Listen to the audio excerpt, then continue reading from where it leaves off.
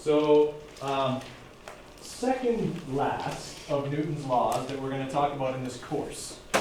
Okay, we've talked about Newton's first law, second law. Today we're talking about the third law, and in Unit 3 we talked about the universal law of gravitation. Right? Newton's third law is a scientific axiom that people misapply all the time. Okay? You've heard it lots of times in your life. Every action has an equal and opposite reaction. Okay? So if you say something awful and someone slaps you, you can't say, oh, every action has an equal and opposite reaction, because that's a sociological situation. Newton's third law does not apply to it, nor should you ever slap someone. Will. Okay? No matter how offensive what you heard them say was. Okay? Yeah. It's kind of a big deal, actually. You heard all that fallout from that in Hollywood? Like, all the comedians are really upset, and rightfully so. They already get canceled every time they say something that offends somebody, okay? And then Will Smith walks up like a big bully and smacks Chris Rock, okay? Now, granted, he did say something offensive, and he always kind of flirts with the line, but that doesn't make it okay to hit him. Okay? You can bash him on Twitter later or whatever, okay? But yeah, do it like a civilized person. Yeah, but it's kind of not cool to have done that. And Newton's third law does apply in a sociological situation in this way. The opposite reaction is, even though the guy who hit him won Best Actor, he's being trashed in the media. That's not irony, that's consequence. Okay? Yeah.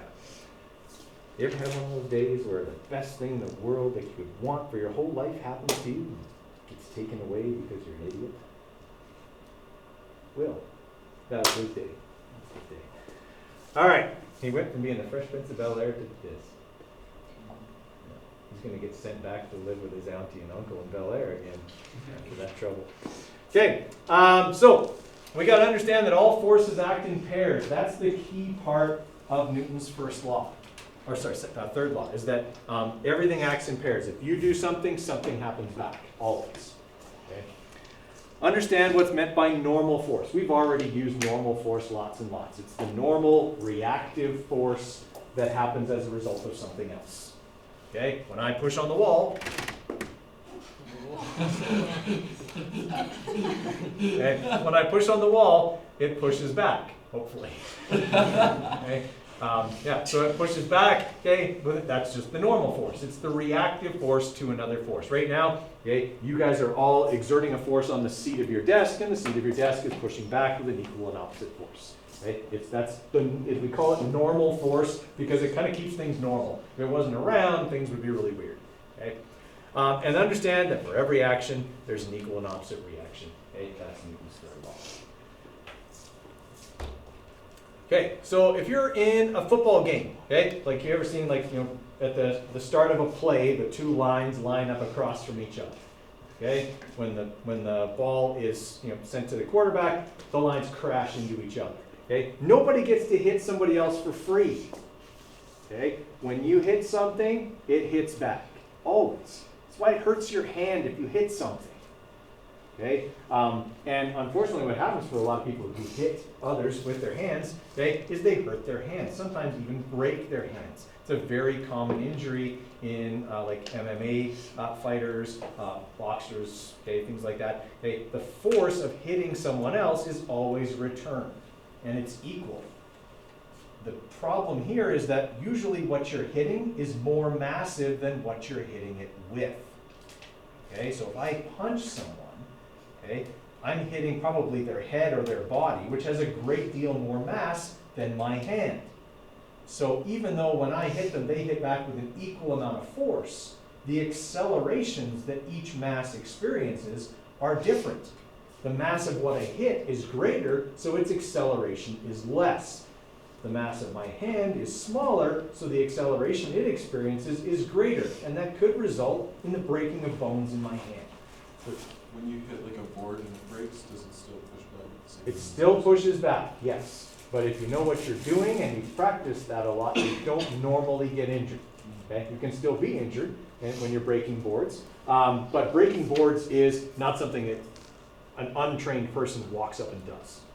Okay? Someone who breaks boards a lot or for competition has done that enough that the forces that always get exerted back on their hand have actually made the bone density greater. Every time you hit something with your hand, you cause micro fractures in the bones. As long as they're micro, you're fine. Okay? Those micro fractures heal, and they heal back stronger. Okay? So they become more, and your bones become more and more dense, and you're able to break bigger and thicker boards or more boards. If you're like that guy that broke the world record number of sidewalk blocks with his elbow, okay? Like that kind of stuff. Okay? You or I don't walk up to a stack of 26 sidewalk blocks and go, all right, and knock it down and put a big crack down the middle of it. Okay? You or I would probably break our arm doing that because our bone density is not there. Not that we wouldn't have the strength to do it, we might. Okay? But we probably don't have the technique, and we certainly don't have the bone density. Okay? For you or I, our bones are still relatively healthy. I'm getting older, so mine are getting a little more porous than yours. But okay, when you're young, your bone density is pretty high. As you get older, your bone density will start to decrease again. You get osteoporosis. You guys heard that term before? Okay, so your bones get a bit weaker, and they're not able to withstand some of those returning forces. Okay, that's why elderly people are at great risk for like breaking their hips and things like that, because their bones become less able to withstand the reactive forces of everyday activities. That's usually why doctors will prescribe exercise, weight-bearing exercise specifically, to people suffering from osteoporosis. So go to the gym, pick up weights, and work out with the weights, because that's low impact, and you're less likely to injure yourself, but more likely to build up bone density. Astronauts have the same problem. When they come back from space, their bone density is really, really low because they haven't borne any weight for a long, long time.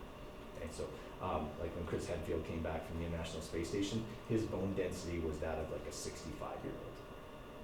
So they all have to take care of themselves upon return to Earth and regain their bone density by just doing simple things, going for walks in a gravity environment, okay, lifting weights, things like that.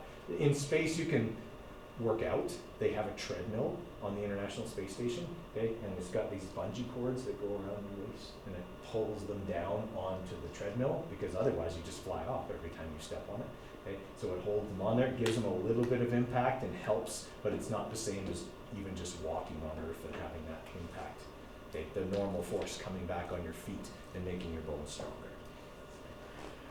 All right, this is also how, like if you've ever blown up a balloon and then let it go around the room, okay, same idea. When you put air inside a balloon, the air pushes on the inside of the balloon, and the balloon squeezes back on the air. Yeah, it expands, right? But does it get harder and harder to blow into it?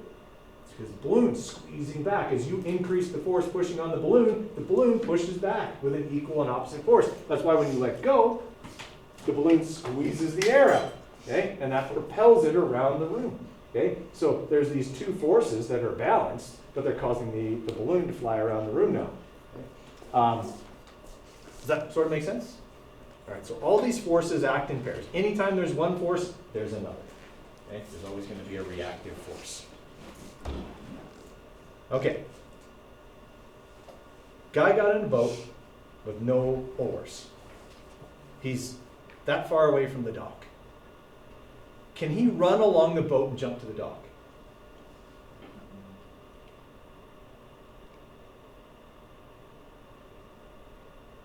He can.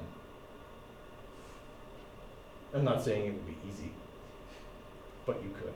Okay? What we all get this idea of is if I run in that boat, the boat's going to run underneath me like a treadmill, and it's going to run away. Okay? To an extent, yes, it will. Because when you push back on the boat, it's going to go that way. What's the boat going to do to you? It's going to push you forwards. So every time you push on the boat's going to push back. Okay? So as long as you're not too far, okay? When you get to here and you jump to the dock, okay? You push on the boat and the boat will push you, and you can make it to the dock. The key to this is the direction in which you exert the force. If you exert a force straight back on the boat, the boat will exert a force straight forwards on you. Problem is, you're only using the force of the mass of the boat here. Okay? And the boat's mass is probably similar to or less than yours. So you're not going to have a lot of luck there. That's one of those situations where, yes, you might fall on your face and lose your teeth against the dock because the boat squirted out from underneath you. Okay? But if I change this force and angle it downwards, now it's not just the mass of the boat, but the water under it too. Okay? So then I get less acceleration of the object I'm pushing on away from me because I'm pushing on more mass. Okay? Does that sort of make sense? Okay? If I push on the boat and the water underneath it, I'm going to get the same force, but I'll have less of that sensation of the boat trying to squirt out from underneath me. Okay? Because now I'm accelerating the boat as well as all the water underneath it, and that's not going to move as much. Okay? I'm still not saying that this is something an uncoordinated person is going to pull off. Even a coordinated person would probably struggle to do this. Okay? But it's possible based on Newton's third law. Okay? This is also why, if you ever become an astronaut, if you do an EVA without being tethered, take something heavy with you. Why?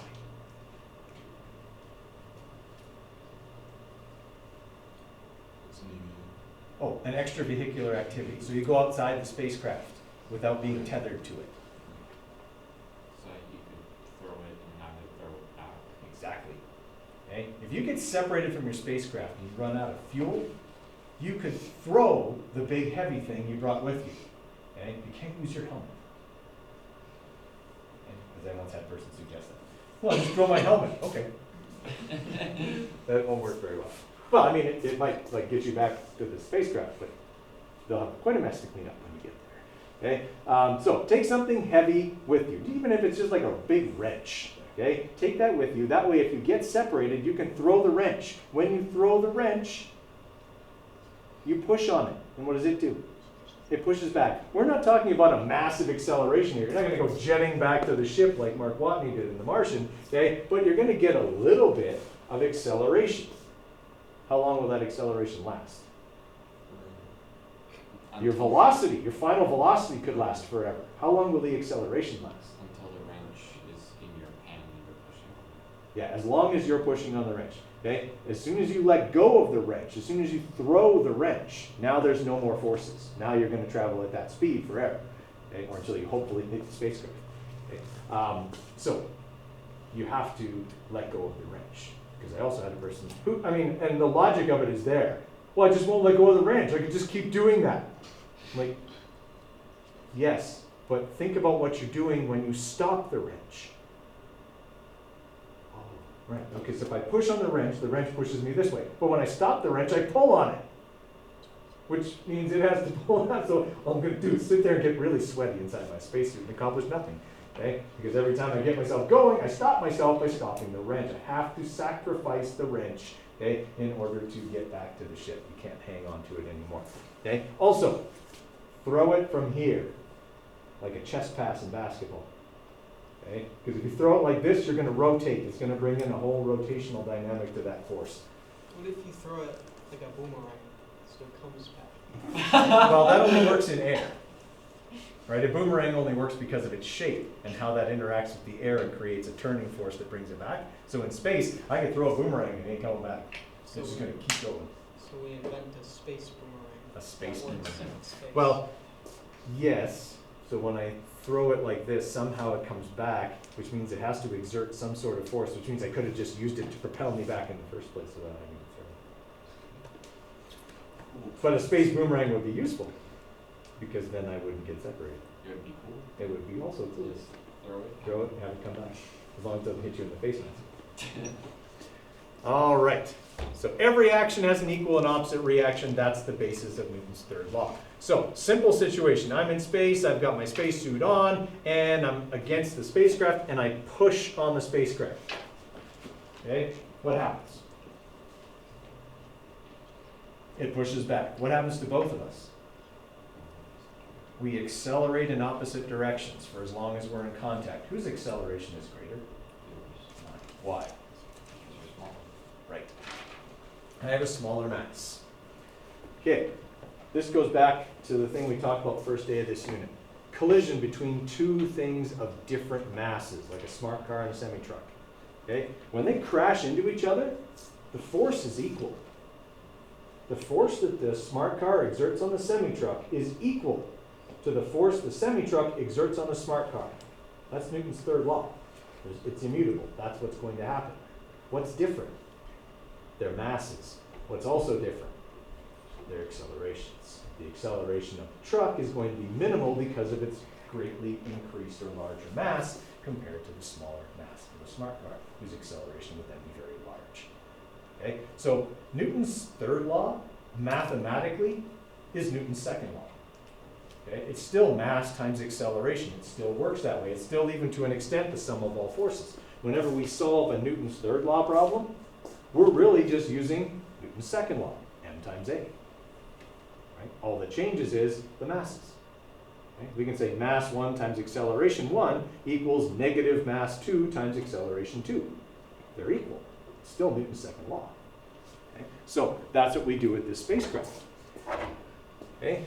This spacecraft, the force of the astronaut equals negative force on the spacecraft. Every action has an equal and opposite reaction. Okay? So that means the mass of the astronaut times the acceleration of the astronaut, okay, equals negative mass of the spacecraft times acceleration of the spacecraft. So in the sum of all forces situation, would Fnet always be 0? No. Fnet is not 0 here because Fnet deals with each object. They would have an Fnet. That's why they accelerate. Right? All we're saying is the forces between the two objects are equal. Okay? They're opposite. Okay? So there, yes, is a net force here. Otherwise, neither object is going anywhere. Right? Neither object would accelerate. Okay? So I get what you're saying. We're saying, well, these two forces are equal and this one's negative. The net force is 0. For the system, yes. It would be. For the system of me and the spacecraft, yes, the net force ends up being 0, but we're not dealing with it from a system perspective. We're dealing with it from a spacecraft does this, I do this perspective. All right, so we're told that the force exerted is 36 newtons. So I push on the spacecraft with positive 36 newtons. The spacecraft exerts back with negative 36 newtons. So then I can figure out the acceleration of both objects, okay? Because I know the forces are equal but opposite. Okay, so I would just go finding the acceleration of the astronaut. Okay, oh, that should be AA. Okay, will be 36 newtons because that's what the spacecraft exerts on me. Negative 36 newtons divided by 92 kilograms. Okay, so that's going to be 0.39 meters per second squared. It's not a lot, okay, but it would be enough to get me moving. Right? The spacecraft's acceleration would be even less. It's going to be positive 36 newtons divided by 11,000 kilograms. Okay? So its acceleration is 0.003 meters per second squared. So 3 millimeters per second per second. Okay? That's not very much. But this is where astrophysics comes in. When you're trying to send a spacecraft from one planet to another, is an acceleration that small over a long period of time a problem? Yep. In fact, that acceleration even over a short period of time is a big problem. Whatever acceleration that produces on the spacecraft, its end velocity continues. And if it's not corrected for, over the course of a journey from, let's say, Earth to Pluto, could result in me missing my target by a long, long way. Okay? So people who come up with the courses for these spacecraft, okay, have to take into account everything. There's a reason we kind of make jokes about rocket science being hard, because it is. They have to account for a lot of things. Every small force can affect the trajectory of the spacecraft, And if we're talking about a long travel, that can mean a lot of distance by the time you get there. Okay? Does that kind of make sense? Like, if I'm just, if nothing is moving, and that's the other part of it, everything is moving. Like, they're going to Pluto, but Pluto's not where it is now when the spacecraft gets there, and, you know. So, if I'm saying everything doesn't move, I launch from Earth, okay, and I'm off course by just a little bit. Okay, so I want to go by the moon and get to Mars. Okay, but I'm off by just a little bit. Okay, well, that's not such a big deal going by the moon. I still go pretty close to the moon. But by the time I get to Mars, I'm off by a bit more. I know my line changed direction there. It wasn't supposed to, but okay. The greater the distance, obviously, the more of a problem that's going to be. And they have to account for all of that stuff. Plus with the gravitational pull. All of that has to be accounted for. The moon's going to pull the spacecraft towards it. In fact, astrophysicists use that. It's called the gravity slingshot. Okay, if you've watched Red the Martian, they use it, obviously. We use it all the time. It's a great way to add velocity without having to use fuel.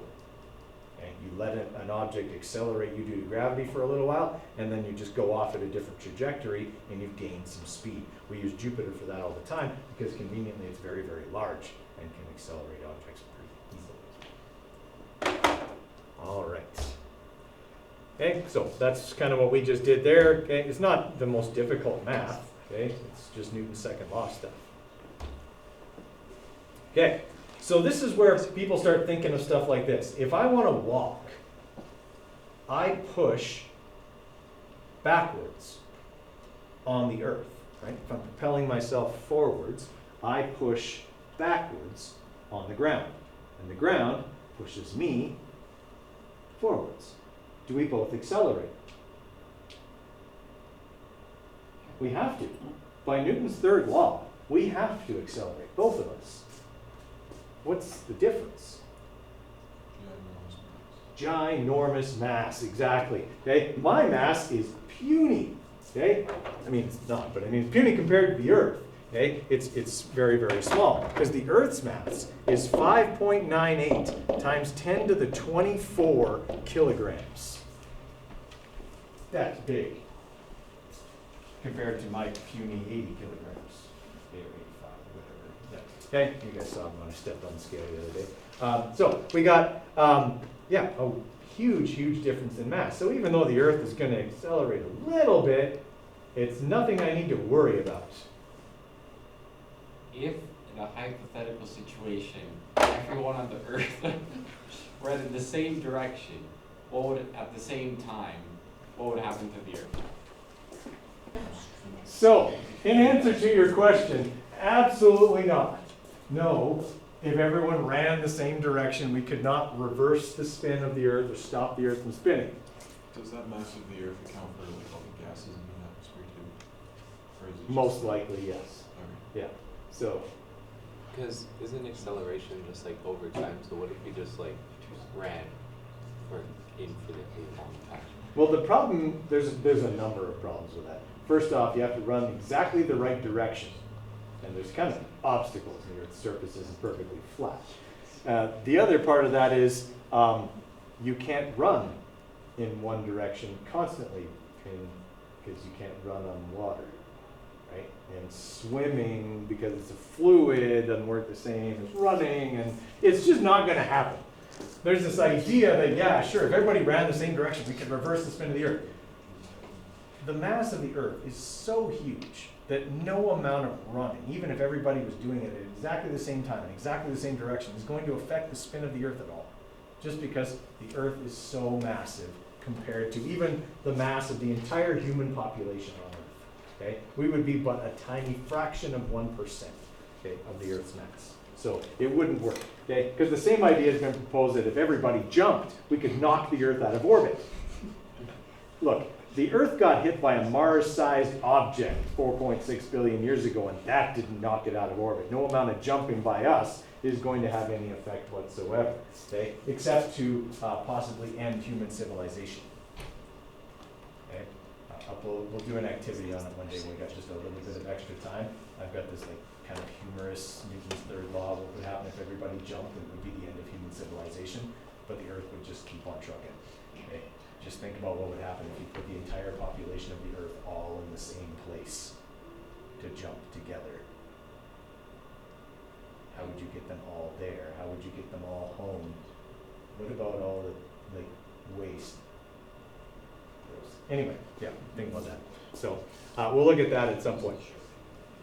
So no, this will not cause the Earth to stop spinning, nor would really anything else other than the slow movement of the moon away from the Earth.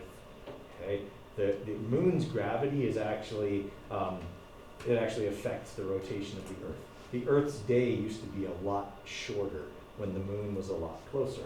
And as the moon gets further away, Earth's rotation is slowing, because as the moon goes around the Earth, its pull on the Earth is actually slowing the Earth down a little bit as it spins. Something we'll go over more in Unit 3, because it has to do with circular motion. Could that be another factor as to why in like many years ago, like in the Bible, people were recorded to live longer? Like for an amount of years? No, because that would involve then that in the short amount of time that humans have been on Earth, the day length has changed significantly, and it hasn't. Okay, we're talking about fractions of a second per year. Human civilization's been around at best 20,000 years. Right, so not really something we need to worry about in our lifetime. Okay, in another 3 billion years, when the moon is far enough away that it's basically going to be lost and escape Earth's gravity, at that point we'll become tidally locked to the sun, just like Mercury is and like Venus is. Okay? And the same side will essentially face the sun all the time. So one side will fry and the other side will freeze. But we should be long gone by then. Okay? If human civilization survives that long and hasn't figured out a way to get off planet Earth, it's just our time. Okay, other applications of Newton's third law. You've probably all seen this. The people that are like zipping down the Deerfoot with the U-Haul trailer towed behind the Honda Civic going 130. Okay, even though there's stickers all over the U-Haul trailer that clearly state maximum speed 80 kilometers per hour. Okay, you've all seen that person. The U-Haul trailers use what is called reaction control braking. They use Newton's third law to apply the brakes, because many of those suicidal cars that you see towing those trailers at high speeds do not have electric hookups to power electric brakes. Okay? Most trucks and heavier vehicles that have a tow hitch, okay, also have wires that power electric brakes on the towing unit. Okay? But a lot of, for U-Haul, they can't guarantee that what people are going to tow their trailers with is equipped with electric brake control. So they have reaction control instead. What happens inside the trailer is that if the if the towing vehicle brakes, Newton's first law says that the trailer will continue to move forward. Now, because they're connected by a hitch, it doesn't really go very far before it starts to push on the towing vehicle. When it pushes on the towing vehicle, what does the towing vehicle do? Pushes back. Well, inside the hitch is a spring-loaded mechanism, so that when the trailer comes forward and pushes on the car, and the car pushes back on the trailer, that reaction actually causes the brakes to be applied through the spring. Okay, so there can be trailer brakes on a trailer that doesn't have electronically applied brakes. Okay, obviously you wouldn't use this for a travel trailer or a semi-truck. Okay, something like that, they would have either electric or hydraulic applied brakes. Okay, because you can't use Newton's third law to do this for something so big and heavy. But that's just one example of using Newton's third law, okay, in a kind of a practical situation.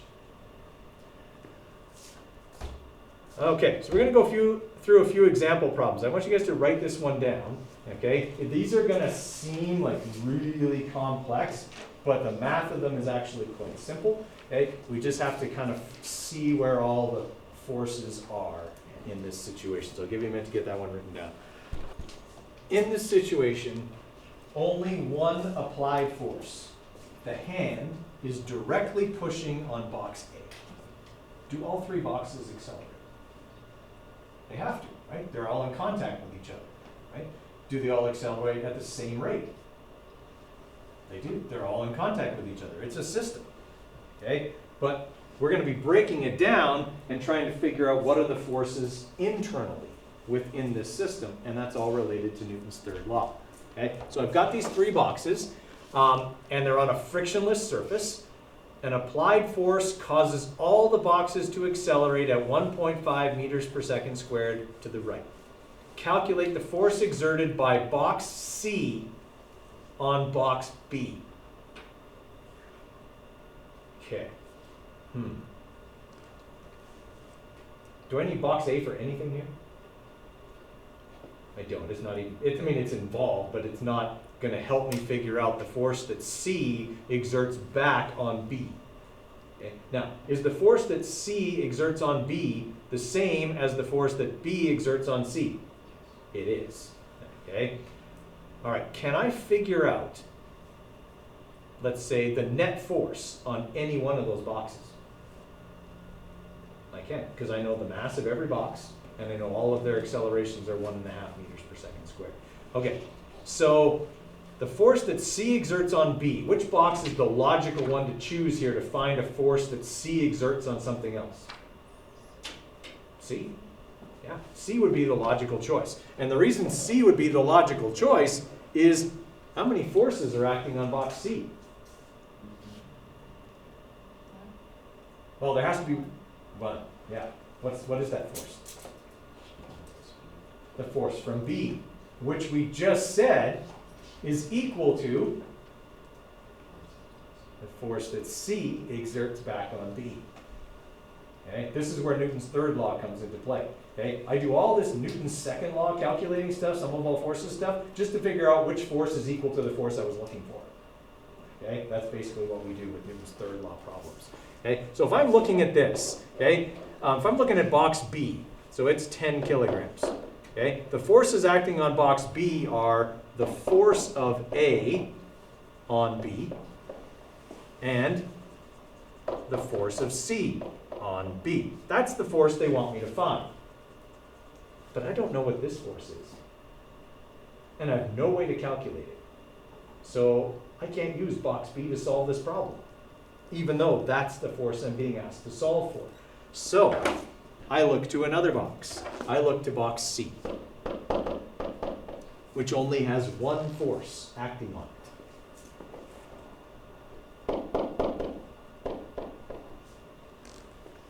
And we just said that force is equal to, but opposite in direction, to the one I'm supposed to find. Okay? If box B pushes on box C pushes back on B with an equal opposite force. Okay.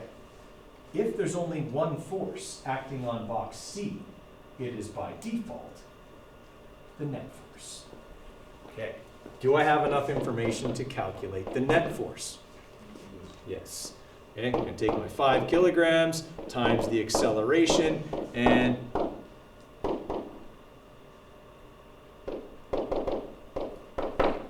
the force that B exerts on C is 7.5 newtons right. So what's the force that C exerts on B? 7.5 newtons left. Okay. Was there a lot of difficult math in that? Absolutely not. Okay. Now, if you got like a real jerk of a question, okay, on something like this, this could have been set up and it could have asked, what is the force that B exerts on A? Which means you'd have to do what we just did, so that you'd have the other force acting on B. You could calculate the net force on B, and then you could use the net force and the force of C on B to get the force of A on B. That would be many, many steps. This asks, basically, do you understand this with less work? Okay? All right. So the big thing with Newton's third law is there's no new math. All we ever use for Newton's third law problems is Newton's second law. Okay? We're still dealing with accelerating masses.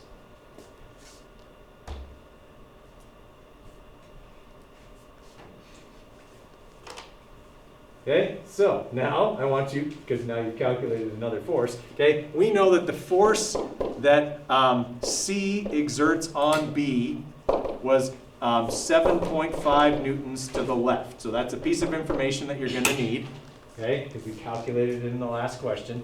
Now you need to calculate the force that B exerts on A.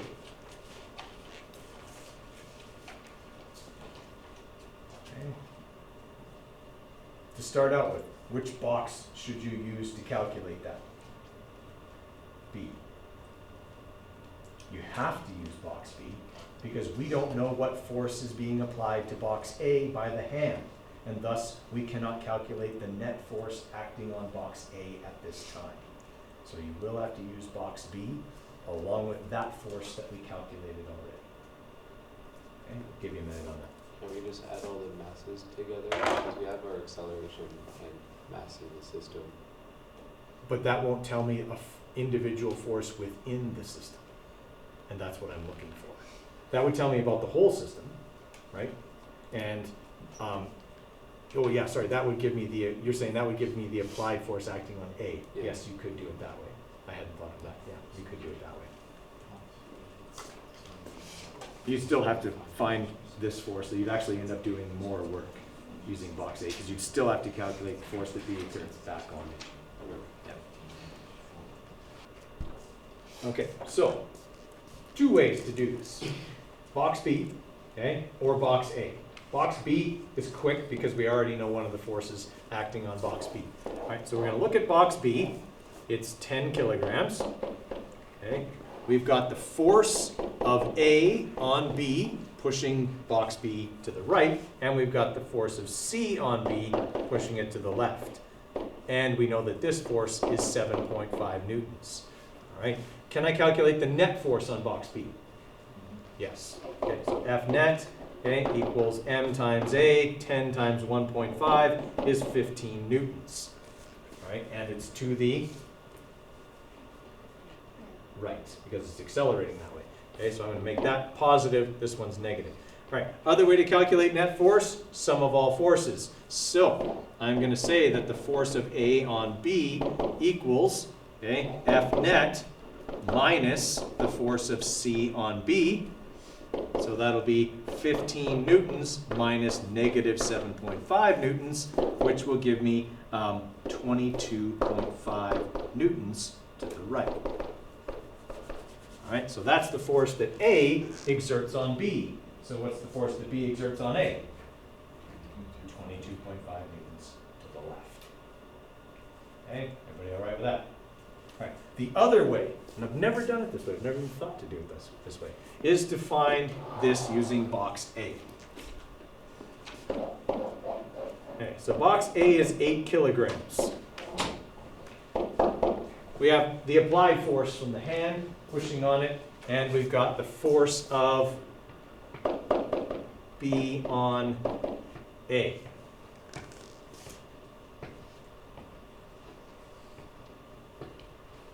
Okay, so if we want to find this applied force, we have to take the mass of the system. Okay, so the whole combined mass, which is going to be, what, 22? 23.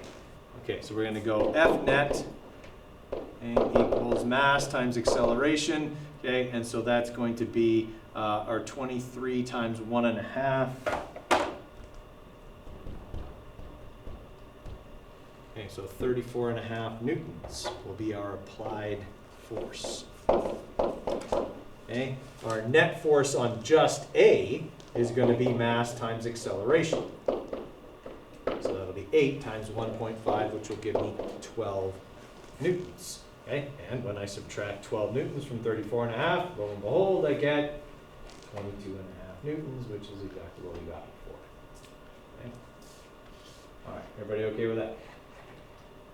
Good eye. All right. Try this one. I put one like this on the exam. Every time.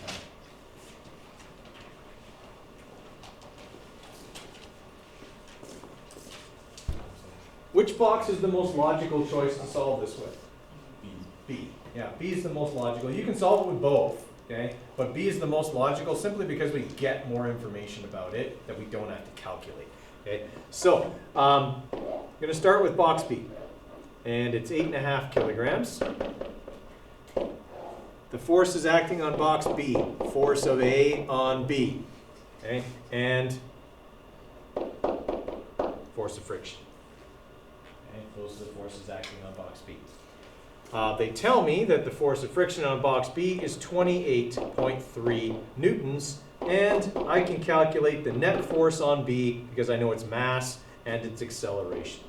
All right, so 8.5 times 2.6. All right, so 22.1 newtons is my net force, okay, and that would be to the right. All right, I have 2 out of the 3 forces here. So F net would equal the force of A on B plus the force of friction. So if I'm looking for the force of A on B, why am I looking for the force of A on B? They did, after all, ask for the force of B on A. It's the same but opposite, right? Okay, so force of A on B equals F net minus the force of friction, 22.1 minus negative 28.3.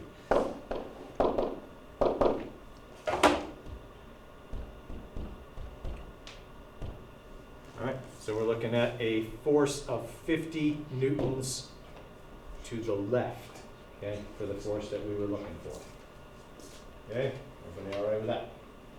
Okay. So again, if we look at these as a Newton's second law problem, these are about as easy as the problem gets for us in terms of Newton's second law. What gets confusing is, all right, I got to deal with this box to find information about that box, to find information about that box. Newton's third law is the tricky part there. Just remember, if that force is exerted on that, it's exerted back. Okay, that's all you have to remember about Newton's third law. Now, the way to calculate this with box A is that we have to calculate, or we have to look at all the forces acting on box A. So we got the applied force, and we've got the force of B on A, and the force of friction. There's 3 forces acting on box A, which is why I chose box B. It had less to do, less forces acting on it. Okay, so I don't know what the force of friction is on box B, or sorry, on box A. You know what? No, I can find the applied force, but I can't actually solve this one today because I have no way to solve for the force of friction on A. They never told me what it was. But can't you find the normal force on box B and the force of friction acting on box B, find the coefficient of friction? Because it says the... Oh God, why would we want to do that? I'm saying We did it. We're done. That's way too much work. You're right. I could do all of those things, but why? Okay? Like that's one of those things that makes you not finish a test. Okay? Like if you go through all of that, and yet you're right, but I mean that's making a lot of assumptions. They didn't tell me what the coefficient of friction was. Like I'm solving for a bunch of things that are kind of outside the question. But we could do it. You're right. But this took 3 minutes. That would take 10. And there's no point in doing it that way. Okay? It doesn't make sense to do it that way. Doing 20 calculations to do what 2 calculations could do. Okay? Doesn't make any sense. So we won't.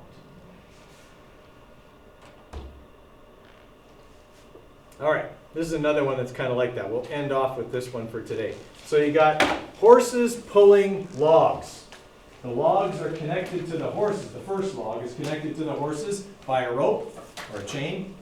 Okay, and then the 2 logs are connected by another chain. All right, so what we're looking at here is log A and log B. Okay, so log B is 250.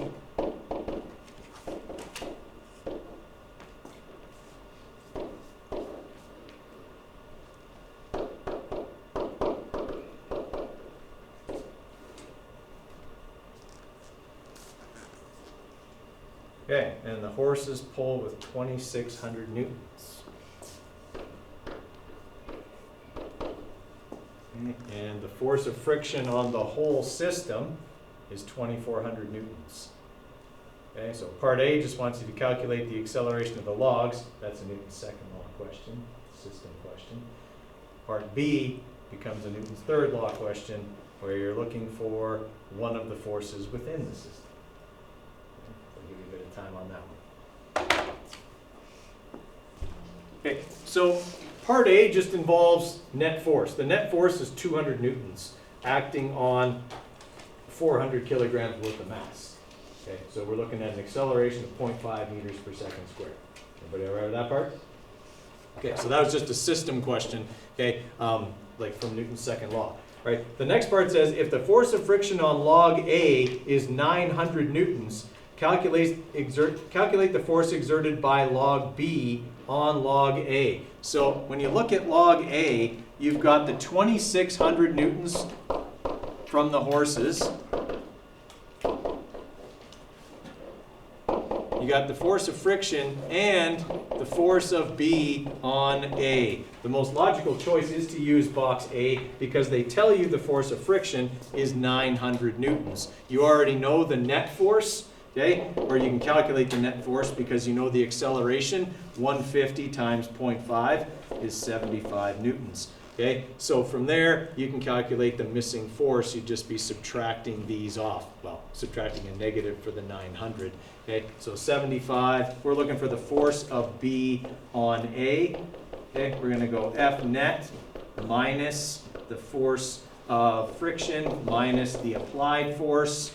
Okay, and so that'll be 75 minus 2,600 minus negative 900. Right, and that should give us our 16250, I believe, right? No, it's 1625, sorry, not 12625. Okay, newtons backwards. Okay, is the force of B on A, which rounds to 1.63 times 10 to the 3, because we only have 3 significant digits. All right, so Newton's third law question, pretty standard, but I will have a 2-box question. Okay, push it against each other on the exam, like the example previous. And just something